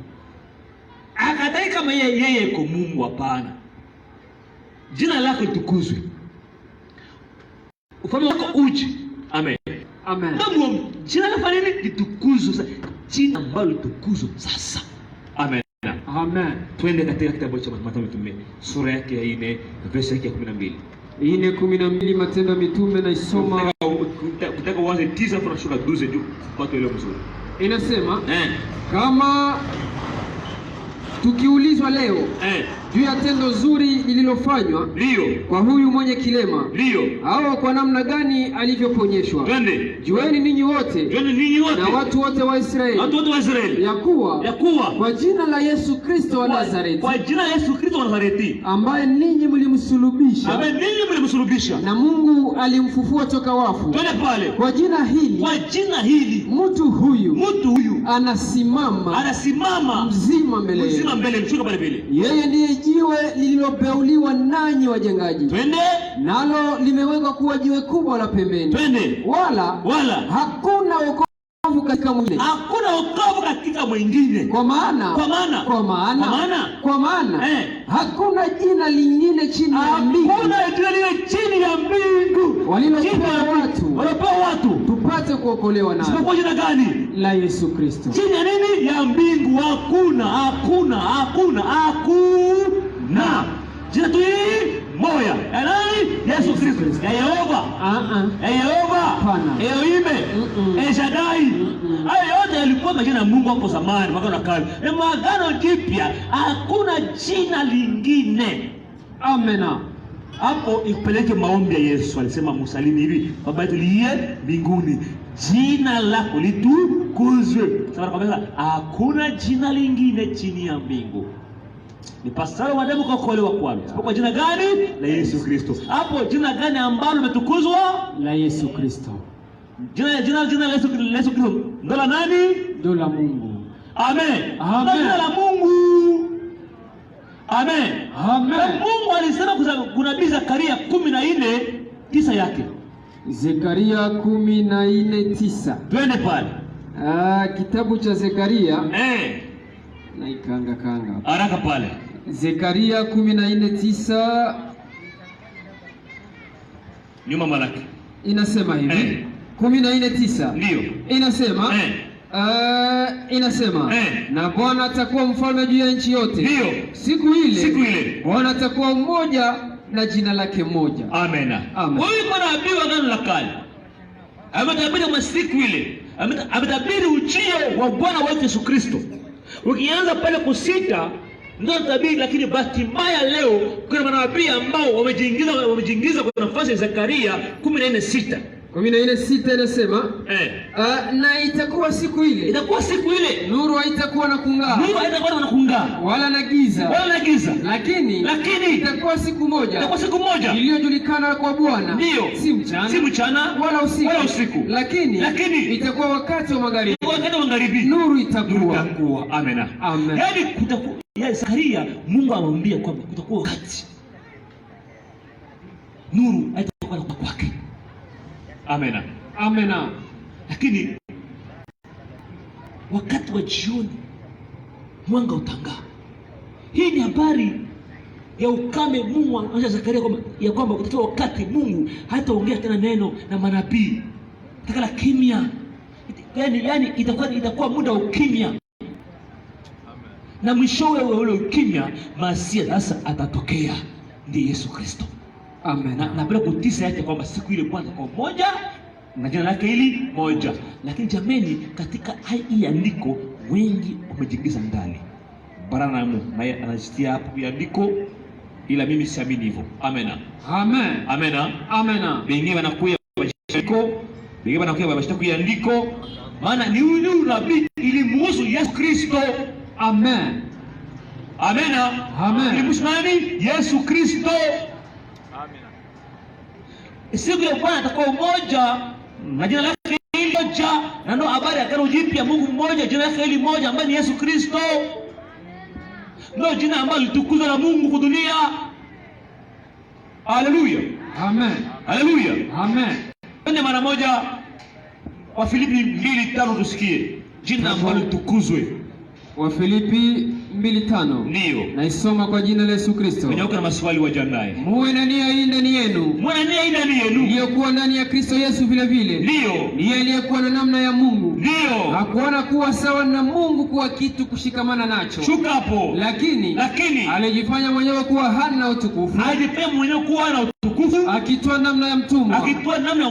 Akakuwa na mfano wa mtu. Na akionekana na sura ya mtu. Alijinyenyekeza yeye mwenyewe. Akakuwa mwenye kutii hata mauti. Shuka. Ndiyo mauti ya msalaba. Ndio. Kwa hivi Mungu vile vile alimtukuza sana. Na kumupa jina lililo juu ya kila jina. Jina la Yesu liko juu nini? Ya kila jina. Shuka pale. Hata kwa jina la Yesu Kristo kila goti lipigwe, la vitu vya mbinguni na vya duniani na chini ya dunia, na kila ulimi ukiri ya kuwa wa Muislamu, wa Témoin de Jehova, wa Mporo, wa nani watu bote, kila ulimi ukiri ya kuwa Yesu Kristo ni Bwana. Ukiri ya kuwa Yesu Kristo ni nani? Ni Bwana. Bwana maana yake nani? Mungu. Amen. Kila ulimi. Amen. Yaani ndugu mpendwa, ile imani ya kutuambia kwamba kuna utatu wa Mungu watatu ni imani ya kufa yenye iko na Watémoins de Jehova, iko na Wakatolika, iko na Waprotestanti, imani ya kufa. Il est seulement un seul Dieu, c'est Jésus-Christ. C'est pourquoi le baptême s'est fait au nom de Jésus-Christ. Amen.